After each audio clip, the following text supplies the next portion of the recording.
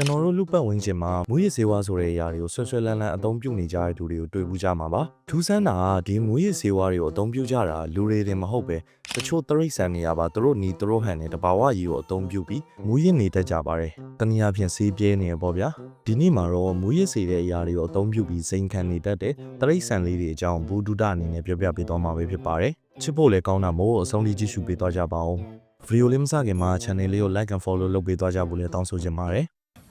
Okay, let's go. ပထမဆုံးပြောပြပေးမှာတော့ညံအရန်ကောင်းတဲ့လင်းမိုင်လေးပဲဖြစ်ပါတယ်။လင်းမိုင်တွေကချုံးမွေ့ပြောင်းလဲနေတဲ့အရေးပြ။အမြဲတမ်းပြုံးနေရလို့ထင်ရတဲ့မျက်နှာနဲ့လူတွေနဲ့အရင်နှီးဆုံးတတော်ရီတွေကတစ်မျိုးဖြစ်ပါတယ်။သူတို့ဟာရေအောက်မှာအတန်လိုင်းတွေကိုအသုံးပြုပြီးဆက်တွေ့ကြသလိုမိသားစုတွေဘော်ရာကြီးလည်းရှိကြတယ်လို့ပြောဆိုကြပါတယ်။ဒီလိုညံကောင်းတဲ့လင်းမိုင်လေးတွေကအရန်အပျော်မတ်ကြတာကိုလည်းသတိထားမိကြမှာပါ။သူတို့ဟာအုပ်စုလိုက်ဖွဲ့ပြီးပင်လယ်ထဲမှာပျော်ပါနေကြလေးရှိပါတယ်။အဲ့လိုပျော်ပါနေကြရင်လည်းတခါတလေမှလင်းမိုင်အုပ်စုဟာ puffer fish လို့ခေါ်တဲ့ငပူတင်းနောက်ကိုလိုက်လေးရှိပါတယ်။ထူးဆန်းတာကသူတို့ကအဲ့ငပူတင်းကိုစားဖို့အတွက်လိုက်ဖမ်းကြတာမဟုတ်ပဲအကြောင်းရင်းရှိနေပါတယ်။အဲ့ဒါတော့စီးပြဲခြင်းလိုပဲဖြစ်ပါတယ်။ Yeah, boy. လင်းမိုင်တွေကအဲ့ဒီငပူတင်းနောက်ကိုလိုက်တဲ့အခါငါးလေးရလည်းသူ့ကိုယ်သူကာကွယ်ဖို့အတွက်ခန္ဓာကိုယ်ကအဆူတွေထောင်လာပြီးဖောင်းကားလာပါတယ်။အဲ့လိုဖြစ်လာတဲ့အခါငပူတင်းလေးက tetrodotoxin ဆိုတဲ့အဆိပ်ငွေ့ကိုထုတ်လွှတ်လေးရှိပါတယ်။ညံကောင်းလုံးတဲ့လင်းမိုင်တအုပ်ကတော့အဲ့ဒီအဆိပ်ငွေ့တွေကိုစားပြီးအုပ်လိုက်ကြီးဆေးကွဲနေကြပါတယ်။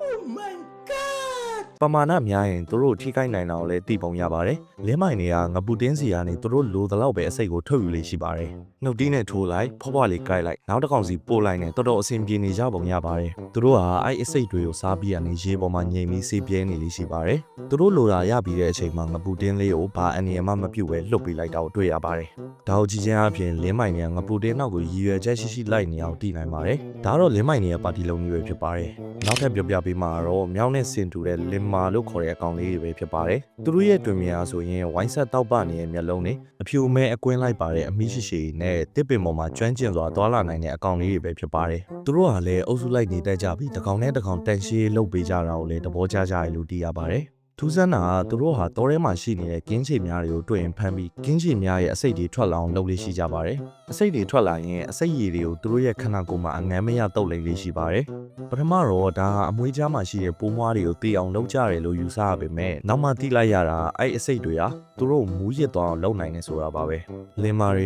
ကကင်းချေများရဲ့အစိတ်ကိုတုပ်လိမ့်ပြီးရနဲ့မျက်လုံးတွေမိတည်ရည်တွေကြကငြိမ်နေပြီးတော့လောကရဲ့စီးစိမ်တွေကိုခံစားနေလေးရှိတာကိုတွေ့ရပါတယ်။ဒါကသူတို့ရဲ့စိတ်ကွဲနည်းပဲဖြစ်ပါတယ်။ဒါကိုကြည့်ရင်ဒီကောင်တွေကတော်တော်ညံကောင်းတာကိုသိနိုင်ပါတယ်။နောက်ထပ်ပြောပြမှာတော့မိုစားရအကြိုက်တဲ့အာတိတ်ဒေတာ reindeer တွေပဲဖြစ်ပါတယ် What the fuck, bro? ။သူတို့ဟာတမင်မျိုးနွယ်ဝင်နေဖြစ်ကြပါတယ်။ reindeer တွေဟာကြီးမားတမာတဲ့ဂျိုတွေအေးတောင်ခံနိုင်တဲ့အမွှေးထူထူတွေနဲ့နှင်းတော်ထဲမှာခံနိုင်ရဲ့အရှိဆုံးတတော်ရီတွေကတမျိုးဖြစ်ပါတယ်။သူတို့ဟာဆိုရင်အစာရှာဖို့အတွက်ကီလိုမီတာထောင်နဲ့ချီခီးနေကြလေးရှိပါတယ်။ဒီလိုခီးသွားနေတဲ့အချိန်မှာသူတို့ဟာအနီရောင်ပေါ်မှာအဖြူဆက်ကလေးတွေရှိနေတဲ့မို့ကိုတွေ့ရင်ခီးသွားတာကိုခဏရက်နာပြီးအဲ့ဒီမို့လေးတွေကိုစားလေးရှိကြပါတယ်။ဒါဟာဗိုက်စာလို့ခဏနားနေရင်စားတာမျိုးမဟုတ်ပဲဒီမို့စားပြီးရတဲ့တရင်တရိုင်လမ်းလျှောက်တာအကြောင်းမဲ့ခုံပေါက်နေရလိုမျိုးပုံမှန်မဟုတ်တဲ့အမူအရာတွေကိုတွေ့ရလေးရှိပါတယ်။အကြောင်းရတော့ဒီမို့မှာပါတဲ့ mascamon ဆိုတဲ့ဓာတ်က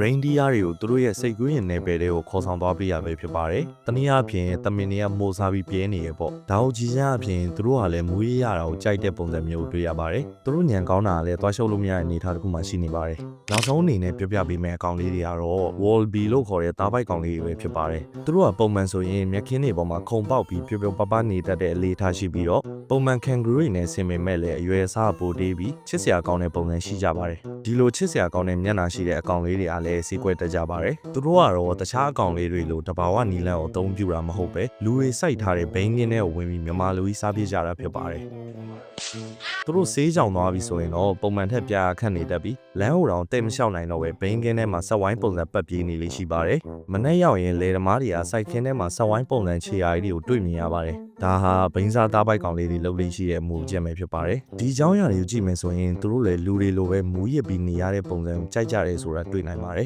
။ကဲဗီဒီယိုလေးကတော့ဒီလောက်ပါပဲ။ဒီဗီဒီယိုလေးကိုဘ ഹു တုဒအနေနဲ့လုပ်ပေးလိုက်ရခြင်းဖြစ်ပါတယ်။ဘော်ရောက်ကြားဘူးတဲ့ထူးဆန်းတဲ့အကြောင်းအရာလေးရှိမယ်ဆိုရင်လည်း comment မှာပြောသွားခဲ့လို့ရပါတယ်။အဆုံးထိကြည့်ပေးတဲ့တယောက်ချင်းစီတိုင်းကျေးဇူးများကြီးတင်ပါတယ်အားလုံးပဲ peace out